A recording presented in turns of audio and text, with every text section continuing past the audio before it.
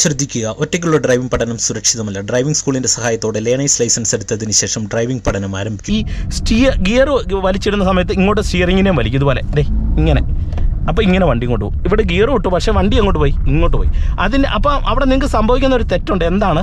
Hi friends, നിങ്ങൾക്ക് വാഹനം റോഡിൽ ഓടിച്ചു പോകുന്ന സമയത്ത്, പ്രത്യേകിച്ച് ഒരു നിരപ്പ് റോഡിൽ നിന്ന് ഈ വളവുകളൊക്കെ തിരിഞ്ഞു പോകുന്ന സമയത്ത് വണ്ടി റോഡിൽ ഓടിക്കുമ്പോൾ സ്റ്റിയറിങ് സ്റ്റഡിയായി കിട്ടുന്നില്ലേ?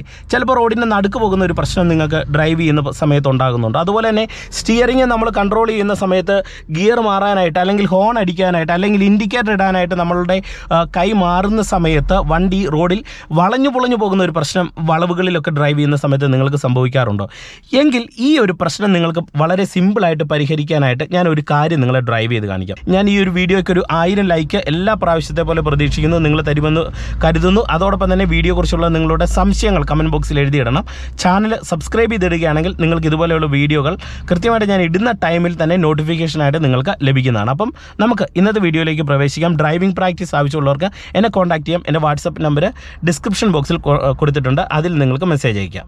നിങ്ങൾ ഇതിനാദ്യം മനസ്സിലാക്കേണ്ട ചില കാര്യങ്ങൾ ഞാൻ നിങ്ങളെ കാണിച്ചു തരാം. ഇപ്പം ഞാൻ വണ്ടി സ്റ്റാർട്ട് ചെയ്യാൻ പോവാണ്. ബ്രേക്കിലേക്ക് ആദ്യം കാലെടുത്ത് വെക്കുന്നു, ക്ലച്ച് പൂർണ്ണമായിട്ട് ചവിട്ടി പിടിക്കുന്നു, കീ ഓൺ ആക്കുന്നു, വാഹനം ഞാനിവിടെ സ്റ്റാർട്ട് ചെയ്യുന്നു.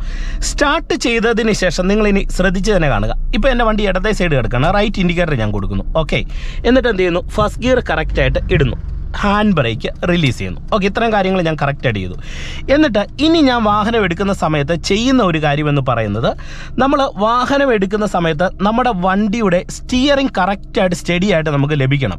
അതിന് ഞാനിപ്പോൾ വണ്ടി എടുക്കുന്ന ഒരു ഇറക്കത്തോട് കൂടിയ റോഡിലാണ്. അതുകൊണ്ട് തന്നെ ഞാൻ ബ്രേക്ക് ഒന്ന് അയക്കുമ്പോൾ എനിക്ക് മനസ്സിലായി എൻ്റെ വണ്ടി ഇത് നേരെയാണ് പോകുന്നത്. അപ്പം റോഡിൻ്റെ വലത്തെ സൈഡിലേക്ക് ചേർന്നിട്ടില്ല എന്ന് നമുക്കറിയാം. അപ്പോൾ ടയറിൻ്റെ പൊസിഷൻ നമുക്ക് മനസ്സിലാക്കാം. എന്നിട്ട് നമ്മൾ ഈ ഒരു സൈഡിലേക്ക് സ്റ്റിയറിങ്ങിനെ ഒരു റൗണ്ട് തിരിച്ചു പിടിക്കുകയാണ് വലതേ സൈഡിലേക്ക്. എന്നിട്ട് ബ്രേക്ക് അയച്ചുകൊണ്ട് റോഡിലേക്ക് നമ്മൾ വണ്ടി ഇങ്ങനെ ഇറങ്ങുന്നു.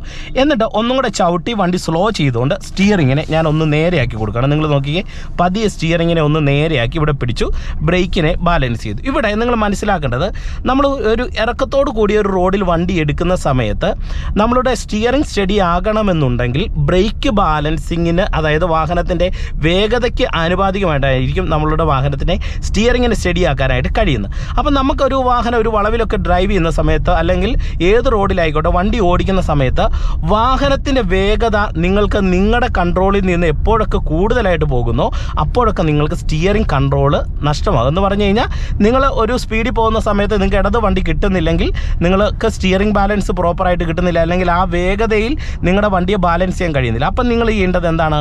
ബ്രേക്ക് കൊടുത്ത് വാഹനത്തെ ബാലൻസ് ചെയ്ത് ഓരോ വളവുകൾ എടുക്കാനായിട്ട് നിങ്ങൾ ശ്രദ്ധിക്കണം. ഇപ്പം നിങ്ങൾ നോക്കിയാൽ ഞാനിവിടെ ഓരോ കാര്യങ്ങൾ കറക്റ്റായിട്ടാണ് നിങ്ങളെ കാണിച്ചിരുന്നത്. ആദ്യം ഞാൻ ചെയ്യുന്നത്, എൻ്റെ വണ്ടി റോഡിൻ്റെ ഇടതാണെന്ന് ഞാൻ ഉറപ്പുവരുത്തുന്നു. എന്നിട്ട് ഇവിടെ നിങ്ങൾ നോക്കിക്കേ, എൻ്റെ കൈ ഈ ഒരു ഭാഗത്താണ് ഞാൻ ബാലൻസ് ചെയ്ത് നിൽക്കുന്നത്. എന്നിട്ട് വണ്ടി കറക്റ്റ് സ്ട്രെയിറ്റ് ആണെങ്കിൽ ഞാൻ ഇവിടുന്ന് കൈ അയച്ചാൽ പോലും എൻ്റെ വണ്ടി ഇങ്ങനെ പോകത്തുള്ളൂ. അപ്പോൾ നമ്മൾ ജസ്റ്റ് ഈ സ്റ്റിയറിംഗ് ഫ്രീ ആക്കിയിട്ട് ഇങ്ങനെ വെച്ചിട്ട് സെക്കൻഡ് ഗിയറിലേക്ക് നിങ്ങൾക്ക് ഇടാം. ക്ലച്ചേന്ന് അയച്ചു കഴിഞ്ഞാൽ കണ്ടോ, വണ്ടി കറക്റ്റ് സ്റ്റഡി ആകും നമുക്ക്. എന്നിട്ട് വണ്ടി സ്റ്റഡി ആയിട്ട് ഓടിക്കാനായിട്ട് ഇവിടെ നമ്മൾ ആക്സിലറേഷൻ ബാലൻസ് ചെയ്യുമ്പോൾ നിങ്ങൾ ശ്രദ്ധിക്കേണ്ടത്, ചവിട്ടി പിടിക്കരുത്.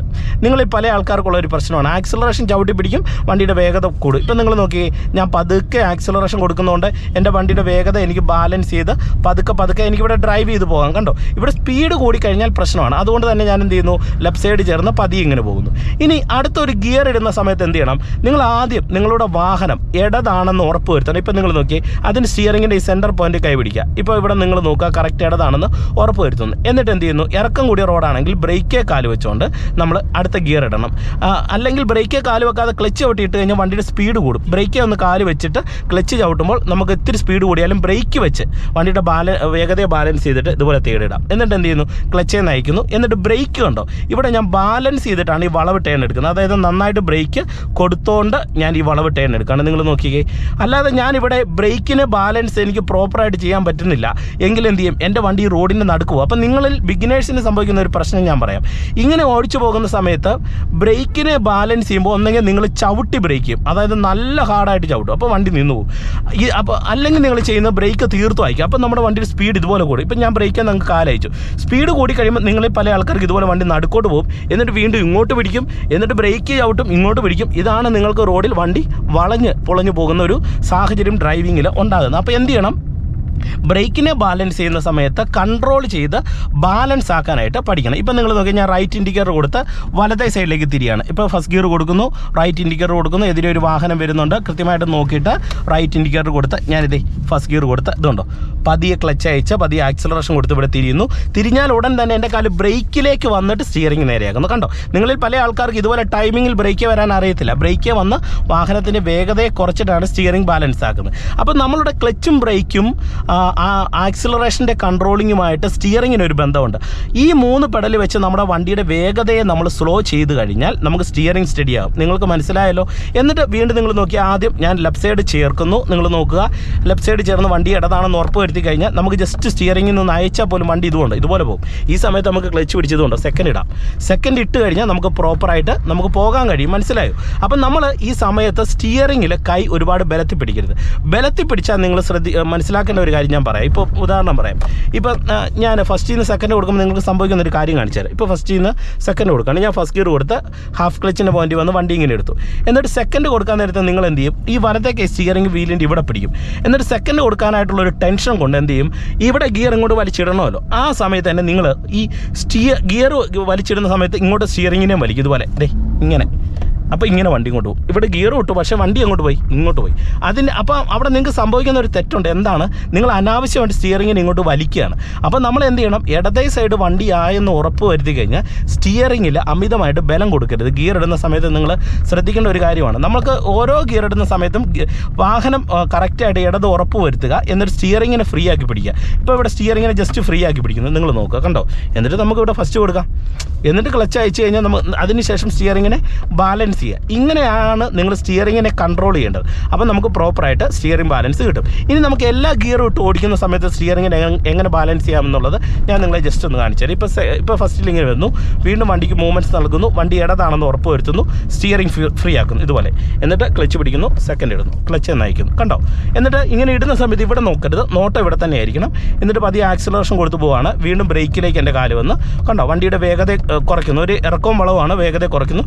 വീണ്ടും നിരപ്പ് റോഡ് വന്നു കഴിഞ്ഞാൽ വണ്ടി കറക്റ്റ് ആക്സിലറേഷൻ കൊടുത്ത് ഇവിടെ ആക്കുന്നു. നേരെയാണെന്ന് ഉറപ്പ് വരുത്തി ക്ലച്ച് പിടിക്കുന്നു, തേർഡ് ഇടുന്നു, ക്ലച്ച് നയിക്കുന്നു, വീണ്ടും ആക്സിലറേഷൻ കൊടുക്കുന്നു. കണ്ടോ? വളരെ സുഖകരമായിട്ട് ഇങ്ങനെ ഡ്രൈവ് ചെയ്യാം. ഇനി നമുക്ക് 4 കൊടുക്കണം. ഫോർത്തിൽ നിന്ന് 4 കൊടുക്കണമെന്നുണ്ടെങ്കിൽ വളവിലൊന്നും നമ്മൾ കൊടുക്കത്തില്ല, സ്ട്രെയിറ്റ് റോഡിലാണ് കൊടുക്കേണ്ടത്.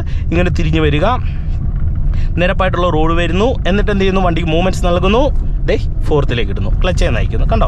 4ാമത്തെ ഗിയറിൽ ഇങ്ങനെ പോവാണ്. കണ്ടോ? അപ്പോൾ ഓരോ ഗിയർ ഇടുന്ന സമയത്ത് ഇങ്ങനെ ചെയ്യണം. ഇനി ഡൗൺ ചെയ്യുന്ന സമയത്ത് നിങ്ങൾക്ക് ഈ പ്രശ്നം മാറാനായിട്ട് അഡ്വാൻസ് ഡൗൺ ചെയ്യുക. നേരത്തെ ഇതുപോലെ കണ്ടോ? ക്ലച്ച് പിടിച്ച് തേർഡ് ഇട്ട് കൊടുക്കുന്നു, ക്ലച്ച് എന്ന് കാലയിക്കുന്നു. കണ്ടോ? അപ്പോൾ നമുക്ക് വളരെ സുഖകരമായിട്ട് ഡ്രൈവ് ചെയ്ത് പോകാനായിട്ട് കഴിയും.